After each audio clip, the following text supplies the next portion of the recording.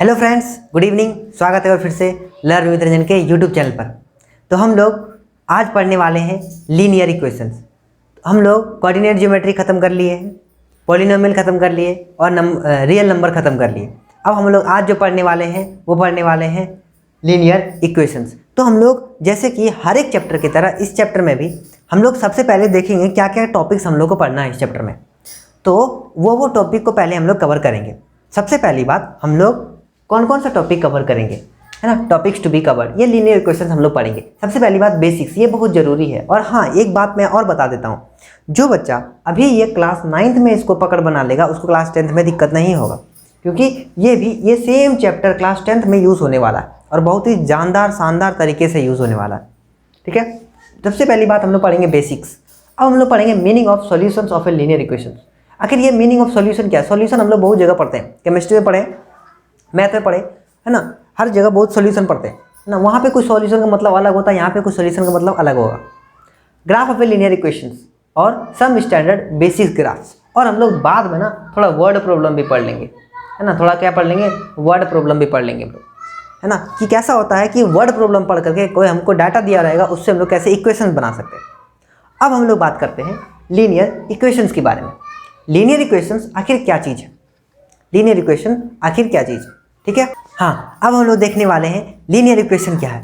तो what is equation? Equation पहले क्या देखेंगे, इक्वेशंस क्या चीज़ होता है। हम लोग पॉलिनोमियल पढ़े थे, है ना। पॉलिनोमियल में पढ़े हम लोग दो दोस्तों की प्यारी सी कहानी, है ना। दो दोस्तों की कहानी पढ़े हम लोग। दो दोस्तों की कहानी क्या पढ़े थे हम लोग पॉलिनोमियल में? जैसे हम लोग पढ़े थे पी एक्स प्लस 4y, ऐसा करके कुछ पढ़े थे, है ना। ऐसा करके हम लोग पॉलिनोमियल में पढ़े थे। पॉलिनोमियल में हम लोग दो दोस्तों की कहानी के बारे में पढ़े थे, है ना। प्लस में 3 या कुछ भी लिख दो, ये पॉलिनोमियल है।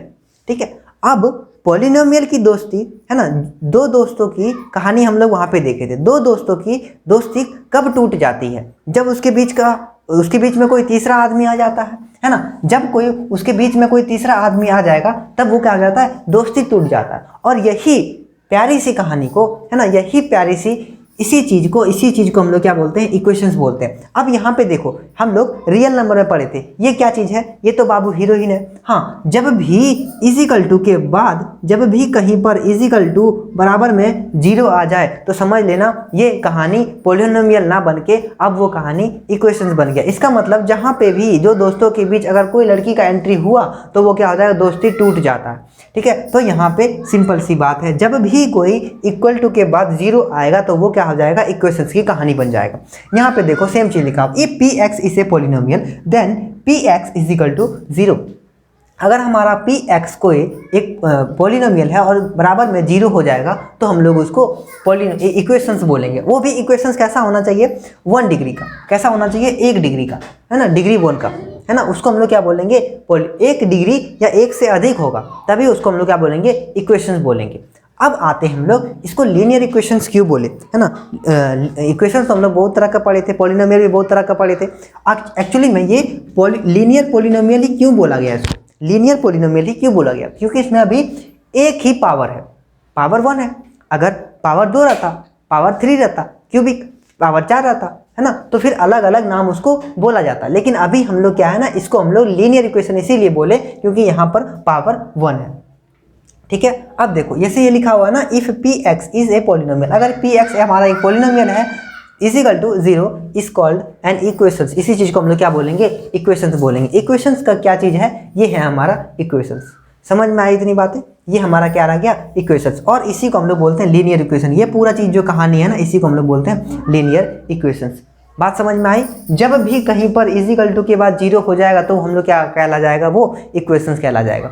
इक्वेशंस की कहानी समझ में आई? ठीक है, अब हम लोग लीनियर इक्वेशंस पढ़े। लेकिन एक्चुअली में अगर देखा जाए तो हम लोग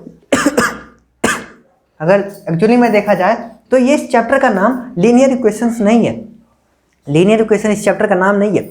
इस चैप्टर का नाम जो है ना, लीनियर इक्वेशन इन 2 वेरिएबल है। लीनियर इक्वेशन इन 2 वेरिएबल है। आखिर ये लीनियर इक्वेशन इन 2 वेरिएबल क्या है? तो लीनियर इक्वेशन इन 2 वेरिएबल, जैसे हम लोग ये देखे थे, ये फॉर्मेट आपको याद है क्या? ए X plus B plus C बराबर 0। तो ये ना हम लोग क्लास 8 में 1 वेरिएबल तक ही पढ़े थे, जिसमें कि हम लोग एक्स हो सिर्फ या तो फिर वाई हो, है ना, कोई एक वेरिएबल हो, तो हम लोग उसमें क्या देखे थे, सिर्फ एक ही चीज़ देखे थे, है ना। अब देखो अगर इसको किसी को उतारना है तो उतारो, फिर हम लोग इसके आगे की ओर बात करते हैं। अब देखो लीनियर इक्वेशन इन 2 वेरिएबल, है ना, हम लोग क्लास 8 तक पढ़ते आ रहे हैं लीनियर इक्वेशन इन 1 वेरिएबल। क्लास 8 तक हम लोग लीनियर इक्वेशन इन 1 वेरिएबल पढ़े। 1 वेरिएबल में क्या होता है ना, एक ही तो वेरिएबल चीज़ हम लोग को देखने को मिलेगा, या तो एक्स देखने को मिलेगा, या तो वाई देखने को मिलेगा, या तो जेड देखने को मिलेगा। कोई भी अल्फ़ाबेट ऑर्डर में कोई भी एक अल्फ़ाबेट देखने को मिलेगा, उसको हम लोग लीनियर इक्वेशन इन 1 वेरिएबल बोलते हैं, है ना। अब इस वाले जो क्लास 9th में जो हम लोग पढ़ने वाले हैं, वो पढ़ने वाले हम लोग लीनियर इक्वेशन इन 2 वेरिएबल। लीनियर इक्वेशन इन 2 वेरिएबल का आने का मतलब उसमें एक्स भी हो सकता है, वाई भी हो सकता है, या फिर एक वाई एक्स और वाई होगा ही।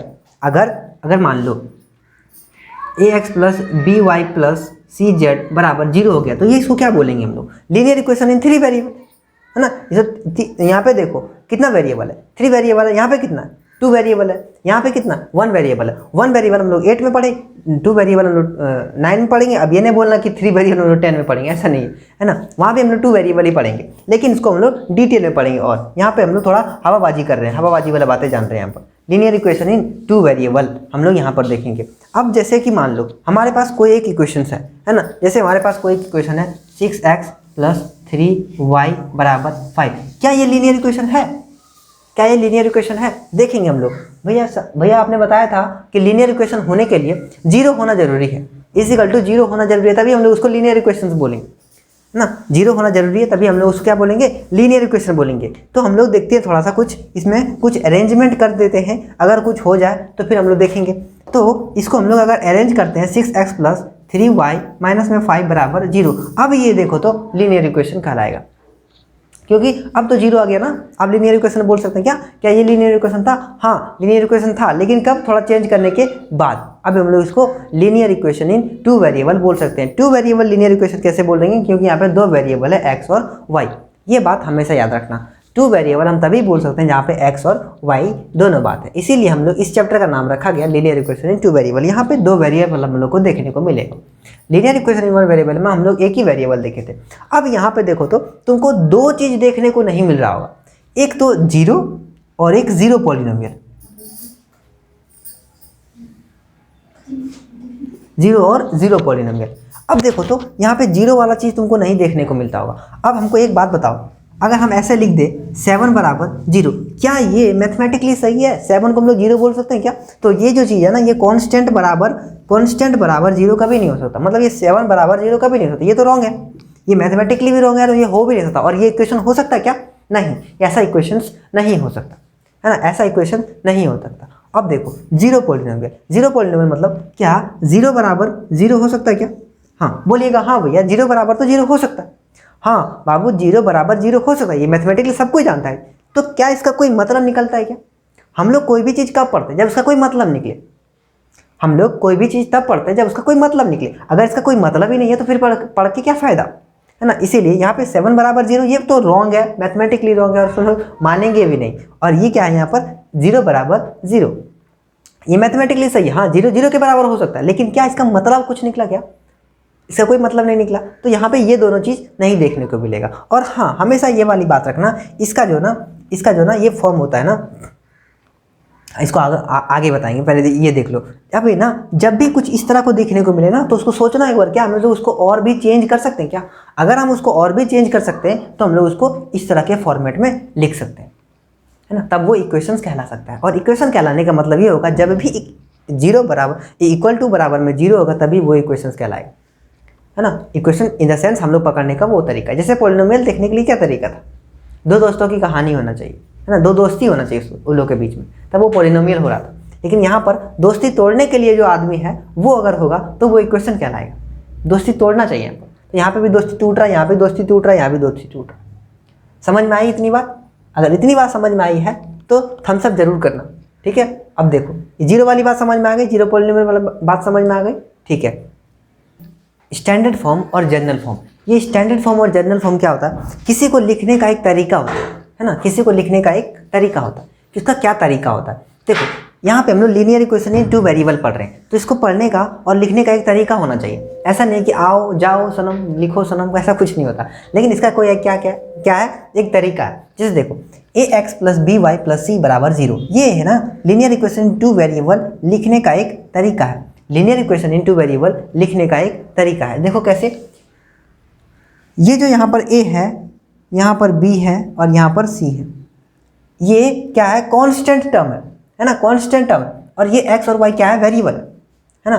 कोई देखो x और y क्या है, वेरिएबल है। ये सब चीज़ क्या है ना, वेरिएबल है। देखो जनरल फॉर्म और स्टैंडर्ड फॉर्म लिखने का तरीका, कोई भी चीज़ जैसे हम लोग linear equation in one variable पढ़े थे, उसमें क्या लिखते थे, ax plus B plus C बराबर ax plus B Y plus C बराबर 0, ऐसा कुछ लिखते थे हम लोग। तो यहाँ पे हम लोग ax प्लस बी बराबर सी, मतलब 0 कुछ भी लिख सकते हैं। यहाँ पे तो एक ही वेरिएबल है ना, एक ही वेरिएबल है, तो यहाँ पे हम लोग इस तरह भी फॉर्म में लिख सकते हैं उसको, है ना। अब देखो linear equation in two variable में ax plus B Y plus C बराबर 0।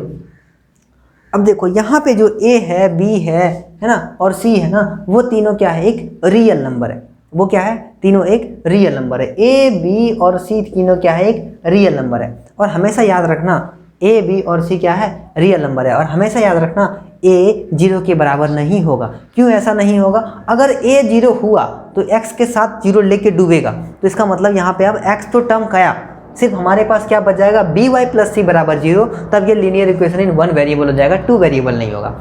अगर बी भी बराबर 0 हो जाएगा तो फिर ये लेके डूबेगा, तो ax प्लस सी बराबर 0 बन जाएगा। तो यहाँ पे फिर भी a linear equation in one he variable हो जाएगा। अगर बी एक्स वाई होगा, देखो यहाँ पर अगर a 0 हुआ या b 0 हुआ तो ये पूरा इक्वेशन को एक वेरिएबल बना देगा। अगर कोई भी दोनों में से कोई भी अगर a को 0 हो गया ना, तो फिर ये इक्वेशंस को ले डूबेगा, है ना। यहाँ पे जो ये ना a जो है वो किसका, x का कोएफिशिएंट है, यहाँ पे b जो है y का कोएफिशिएंट है। समझ में आया। ये स्टैंडर्ड फॉर्म, अगर हम लोग स्टैंडर्ड फॉर्म लिखेंगे ना, तो हम लोग इस तरह के फॉर्म में लिखेंगे, जैसे u और v का स्टैंडर्ड फॉर्म लिखें तो au plus B V plus C बराबर 0। अगर ए बी का स्टैंडर्ड फॉर्म लिखेंगे तो कैसे लिखेंगे, तो ये A plus B plus C बराबर 0। तो ये वाला जो टर्म है ना, ये वाला हमारा तो सही है, लेकिन ये वाला जो है ना, ये वाला गलत हो जाएगा। कैसे, तो यहाँ पे हो जाएगा A square plus B square plus C बराबर 0, जो कि ये कभी सही नहीं हो सकता, है ना। A square plus B square plus C बराबर 0, ये कभी सही नहीं हो सकता, क्योंकि यहाँ पे देखो ना, एक हम लोग कांस्टेंट यूज़ किए और एक हम लोग वेरिएबल यूज़ किए, तो सेम चीज़ नहीं यूज़ करेंगे।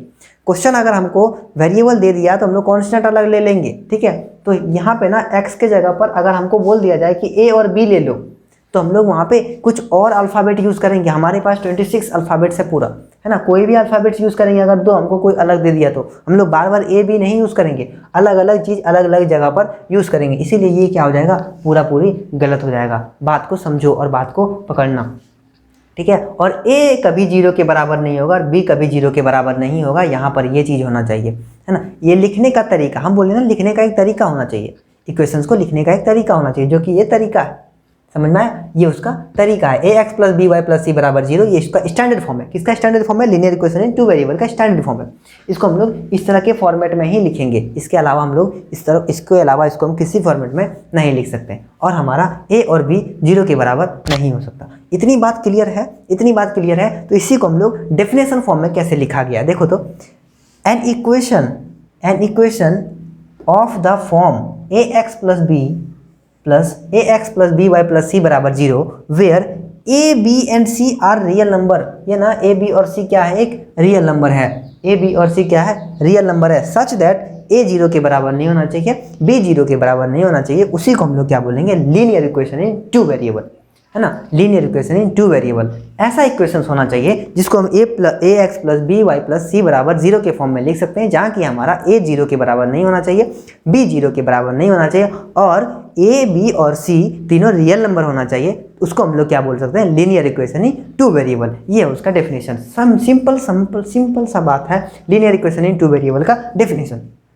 इतनी बात क्लियर है, इतनी बात अगर समझ में आई है तो थम्स अप जरूर करिएगा। इतनी बात अगर क्लियर है और इतनी बात अगर समझ में आई तो थम्स अप जरूर करिएगा, क्योंकि ये सारा चीज़ और ये सारा कॉन्सेप्ट थोड़ा सा ना टाइम लेता है बाबू, टाइम लेता है, ठीक है। इतनी अच्छी से समझाना और टाइम लेता है थोड़ा। देखो क्या ये तार वार है झूठ मुर्गा खाली लगा करके, है ना। उसमें जो था ना वो वाला माइक में थोड़ा आवाज़ क्लियर नहीं आता था, है ना, अगल बगल का साउंड वै वै वै वै जय बा करके आता था। तो इसमें क्या है ना, थोड़ा अच्छा क्लियर साउंड आता है। तो हमेशा याद रखना ये वाली बात है, ठीक है। ये लीनियर इक्वेशन टू वेरिएबल की यहाँ आज तक हम लोग यहीं आज तक हम लोग क्लास खत्म करते हैं। फिर हम लोग कल की क्लास में हम लोग देखेंगे इसके आगे वाली बातें, है ना। कुछ क्वेश्चंस कर लो तो इसके पास। अब देखो तो जैसे कोई क्वेश्चन है, जैसे हमारे पास क्या है 3x + 4y + 7 = 0। अब इसको बोला जाए ना कि इस तरह के फॉर्मेट में लिखो तो ax + by + c = 0 आराम से लिख सकते हैं। तो यहाँ पे a बराबर क्या हो जाएगा 3, b बराबर क्या हो जाएगा 4, c बराबर क्या हो जाएगा 7, है ना, ये हो जाएगा 7। ये हम लोग इसको इस तरह के फॉर्मेट में लिख सकते हैं। यहाँ पे a भी हमको पता है, b भी पता है, c भी पता है, और हम लोग इसको आराम से लिख सकते हैं। समझ में आई इतनी बातें? अगर इतनी बातें समझ में आई है तो थम्स अप जरूर करें। आगे हम लोग देखेंगे और ग्राफ्स के बारे में पढ़ेंगे और तरह तरह की बातें हम लोग जानेंगे। तो आज तक वीडियो यहीं पर रहने देते हैं, फिर हम लोग कल के क्लास में, कल के वीडियो में हम लोग और भी आगे बातें करेंगे। और हाँ, अगर आपने मेरा पॉलिनोमियल, रियल नंबर और फिर कोऑर्डिनेट ज्योमेट्री का वीडियो नहीं देखा तो जाके पहले वो देखें, क्योंकि मैंने वहाँ पर हर एक चीज़ को कहानी के मुताबिक से समझाने की कोशिश की है। अगर आपको मेरा वीडियो अच्छा लगा हो तो कमेंट जरूर करना, जहाँ चाहे वो पॉलिनोमियल हो, चाहे वो रियल नंबर हो, चाहे वो कोऑर्डिनेट ज्योमेट्री हो, चाहे वो लीनियर इक्वेशन टू वेरिएबल हो। और मैं हर एक आदमी को ये कहना चाहता हूँ कि जहाँ भी रहो अच्छे इन्वायरमेंट में रहो। अगर इन्वायरमेंट ख़राब हुआ ज़िंदगी ख़राब हो जाएगा, है ना। इन्वायरमेंट ख़राब हुआ ज़िंदगी ख़राब हो जाएगा। बोलते हैं ना, अगर चोर के साथ रहोगे तो चोर ही कहलाओगे, इंसान नहीं कहलाओगे, ठीक है। चोर के साथ रहना तो चोर ही कहला जाओगे, ठीक है। तो ऐसा इन्वायरमेंट में रहो कि इन्वायरमेंट को तुम चेंज कर सको, इन्वायरमेंट तुमको ना चेंज कर सके, है ना। तो और जो ये जो नया चीज़ सेटअप दिख रहा है ना, तो मैं तो इसको सेटअप किया हूँ, ठीक है। ये नया रूम वगैरह सब, ठीक है। तो अगर आपको वीडियो अच्छा लगा हो, और मेरा वीडियो आने में थोड़ा बहुत लेट था क्योंकि थोड़ा प्रॉब्लम था, और फिर ये सेटअप वुटअप करने में भी थोड़ा टाइम लग रहा था, ठीक है। अगर आपको मेरा वीडियो अच्छा लगा हो तो कमेंट जरूर करें, क्योंकि आप लोग का कमेंट देख के और मैं और भी ज़्यादा खुश हो जाता हूँ और वीडियो बनाने का मन करता है। जिस दिन कमेंट नहीं आता उस दिन वीडियो बनाने का मन नहीं करता, ठीक है। चाहे वो कमेंट अच्छा हो चाहे वो ख़राब हो, कमेंट तो आना चाहिए, और कमेंट आएगा तो ही मैं और भी अपने आप को चेंज कर सकता हूँ, ठीक है। तो चलिए मिलते हैं छोटे से ब्रेक के बाद, तब तक बने रहिए लर्न विद रंजन के साथ। Thank you very much. जय हिंद।